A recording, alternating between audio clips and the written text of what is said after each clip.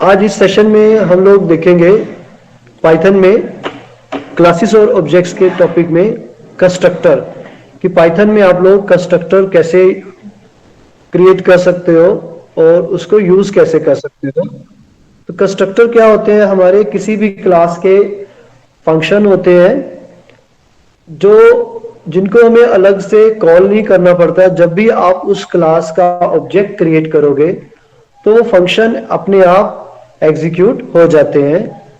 तो उसमें यूजुअली जो कंस्ट्रक्टर फंक्शंस होते हैं क्लास के अंदर जो होते हैं कंस्ट्रक्टर फंक्शन, उसमें यूजुअली हम इनिशियलाइजेशंस जैसे काम करते हैं। तो ट्रेडिशनल जो प्रोग्रामिंग लैंग्वेजेस हैं जैसे जावा या सी प्लस प्लस, इसमें कंस्ट्रक्टर के लिए प्रोविजन क्या किया गया है कि जिस भी क्लास में आपको कंस्ट्रक्टर लेना है, कंस्ट्रक्टर फंक्शन लेना है, तो कंस्ट्रक्टर फंक्शन का नेम वही रखा जाता है जो क्लास का नेम होता है। मान लो क्लास का नेम सैंपल है, तो उसी क्लास में अगर कोई कंस्ट्रक्टर फंक्शन लेना है तो उस फंक्शन का नाम भी सैंपल रखा जाता है। तो इससे उसको पता लग जाता था, कंपाइलर को पता लग जाता है कि वो एक कंस्ट्रक्टर फंक्शन है। लेकिन पाइथन में इसके लिए थोड़ा अलग प्रोविजन है।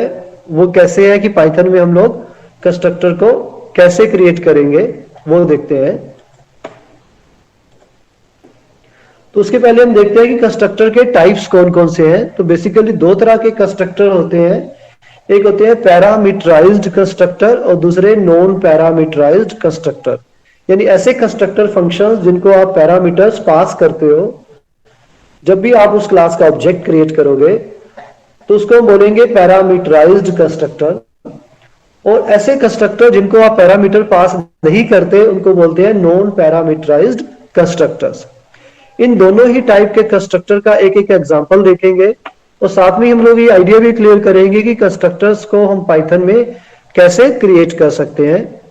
तो उसमें पहला एग्जांपल हम ले लेते हैं, how to create a constructor in Python. कि पाइथन में आपको कंस्ट्रक्टर चाहे पैरामीटराइज्ड हो या नॉन पैरामीटराइज्ड हो वो कैसे क्रिएट करना होता है।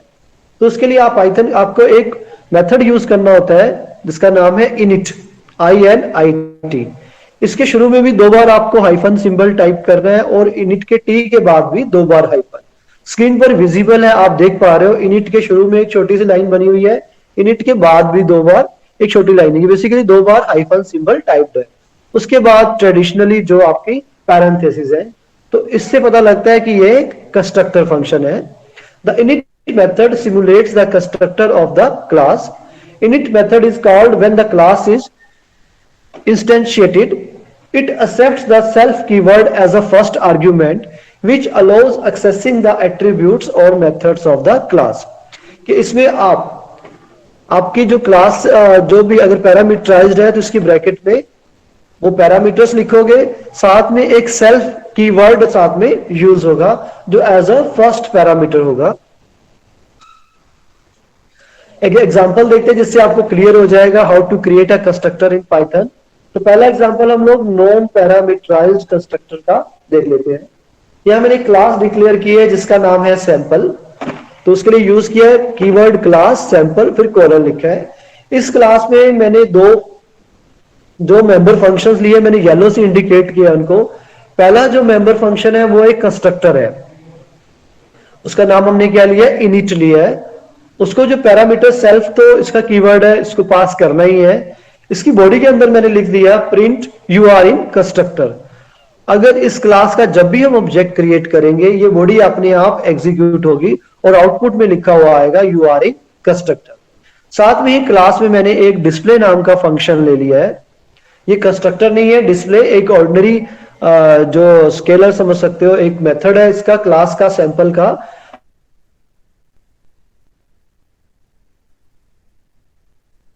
मैंने एक डिस्प्ले मेथड लिखा, उसको दो पैरामीटर है, एक सेल्फ तो है ही है, साथ में मेन जो पैरामीटर है वो है क्या है हमारा नेम। और इसकी बॉडी के अंदर भी मैंने एक मैसेज प्रिंट कर दिया, प्रिंट हेलो हेलो, एक मैसेज दे दिया कोमा नेम की वैल्यू जो भी आएगी।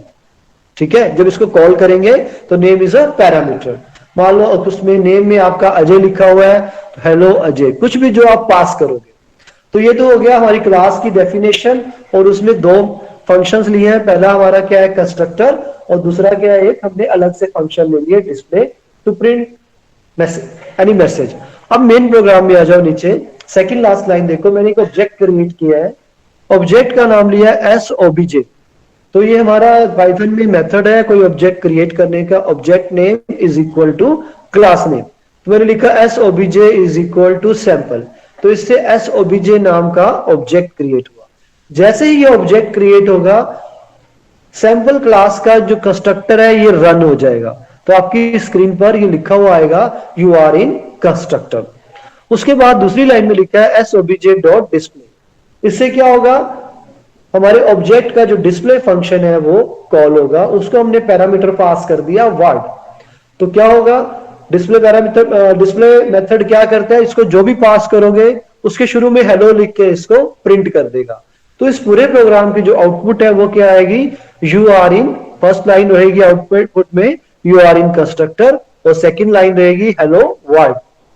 तो इसमें जो मेन चीज ध्यान देने वाली है कि जो लास्ट लाइन है वो तो हमने फंक्शन कॉलिंग करी है तो ही फंक्शन कॉल हुआ है, लेकिन आप देखो जो कंस्ट्रक्टर फंक्शन है उसको हमने अलग से कॉल नहीं किया। जैसे ही आप ऑब्जेक्ट क्रिएट करोगे, कंस्ट्रक्टर फंक्शन अपने आप ही रन हो जाता है, एग्जीक्यूट हो जाता है और आउटपुट जनरेट करता है। इसी तरह से एक एग्जांपल और देखते हैं, पाइथन पैरामीटराइज्ड कंस्ट्रक्टर, कि पैरामीटराइज्ड कंस्ट्रक्टर आपको यूज करनी है तो वो कैसे, उसमें भी कंस्ट्रक्टर का नाम आपको इनिट ही लेना है। मैंने फिर से वही क्लास लिया है, क्लास सैंपल। उसके बाद इनिट से मैंने एक कंस्ट्रक्टर क्रिएट किया है सेल्फ कोमा नेम, एक पैरामीटर पास किया है नेम।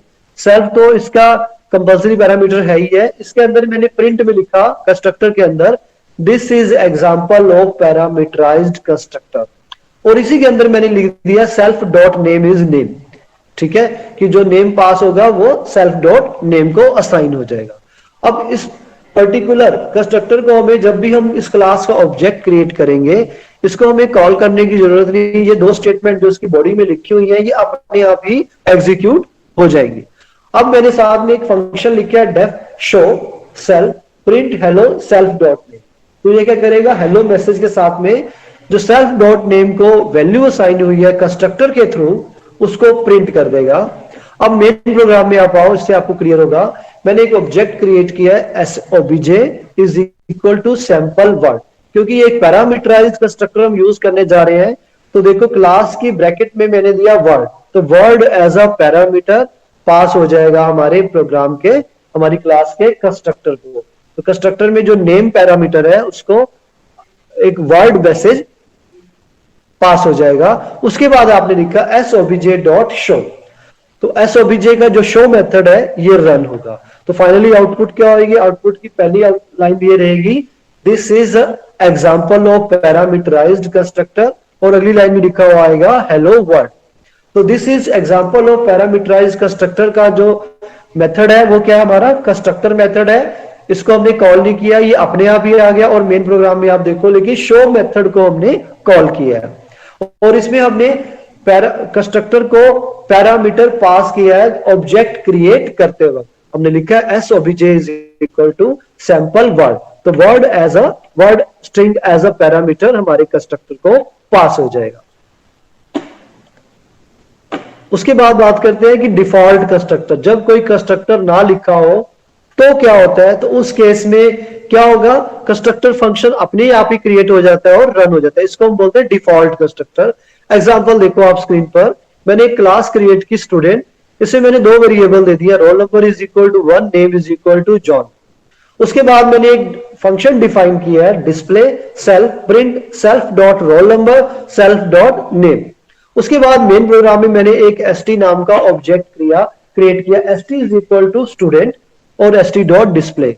जैसे ही आप ये ऑब्जेक्ट क्रिएट करोगे तो रोल नंबर 1 और roll number is equal to 1, name is equal to John, ये वैल्यूज है हमारी असाइन हो जाएगी। और st डॉट डिस्प्ले क्या होगा, सेल्फ डॉट रोल नंबर, ठीक है, और सेल्फ डॉट नेम, यानी कि रोल नंबर इज 1 और नेम इज जॉन। तो ये दो आउटपुट आएंगी 1 और जॉन, जो भी आप इसको पास करोगे। तो इसको ऐसे केस को हम क्या बोल देते हैं, ये बाय डिफॉल्ट कंस्ट्रक्टर है। कि पाइथन की हर एक क्लास में एक कंस्ट्रक्टर होता ही होता है, अगर आप अलग से एक्सप्लिसिट वे में नहीं भी लिख रहे तो इस तरह से कंस्ट्रक्टर फंक्शन क्रिएट होते हैं। उसके बाद हम बात करते हैं कि अगर कोई एक क्लास हो ऐसी जिसमें हम दो कंस्ट्रक्टर ले सकते हैं आप लोग।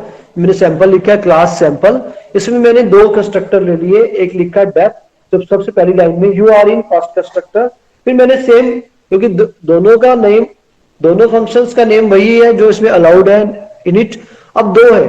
अब देखो अगर इस क्लास का अगर हम ऑब्जेक्ट क्रिएट करेंगे st is equal to sample तो क्या होगा, तो st ऑब्जेक्ट क्रिएट होते ही कंस्ट्रक्टर वर्क करना शुरू कर देगा। तो ऐसे केस में जब एक से ज्यादा कंस्ट्रक्टर हो, जो लास्ट वन कंस्ट्रक्टर होता है वो ही क्रिएट होता है, वो ही एग्जीक्यूट होता है। तो इस प्रोग्राम की आउटपुट क्या रहेगी, you are in second constructor. अब क्लासेस का हमने भी कंसेप्ट क्लियर किया है, कंस्ट्रक्टर का कंसेप्ट भी क्लियर किया है। एक ये मैंने सैंपल प्रोग्राम लिया है, factorial of a number using classes in Python, कि आपको पाइथन में अगर एक प्रोग्राम क्रिएट करना हो यूजिंग क्लासेस, तो मैंने एक सिंपल प्रोग्राम ले लिया फैक्टोरियल ऑफ अ नंबर। इस तरह से आप बाकी और भी प्रोग्राम कंसीडर कर सकते हो। तो यहां मैंने लिया क्लास, क्लास का नेम ले लिया सैंपल, सैंपल क्लास में मैंने एक फंक्शन डिफाइन किया जिसका नाम ले लिया है फैक्टोरियल, ठीक है। सेल्फ एक कंपलसरी पैरामीटर है, साथ में दिया मैंने एन, एन वो पैरामीटर है जिसका हमें फैक्टोरियल कैलकुलेट करना होगा। एन की वैल्यू जब हम इस क्लास का ऑब्जेक्ट क्रिएट करेंगे, ऑब्जेक्ट के थ्रू जब फैक्टोरियल फंक्शन को कॉल करेंगे तो जो वैल्यू पास होगी वो एन को मिलेगी, ठीक है। फैक्टोरियल की बॉडी के अंदर मैंने लॉजिक वही दिया है, आई इज इक्वल टू 1। फैक्टोरियल की जगह यहाँ जल्दी जल्दी में मैंने शायद टेबल ऑफ अ नंबर का लॉजिक ले लिया है, तो उसको आप थोड़ी करेक्शन कर लेना। तो ये table of a number basically generate करेगा। तो यहाँ पे हमने क्या किया, while I is equal to 1, while I is less than or equal to 10। तो इससे क्या होगा, आई की वैल्यू 1 से लेके 10 तक इटरेट करेगी।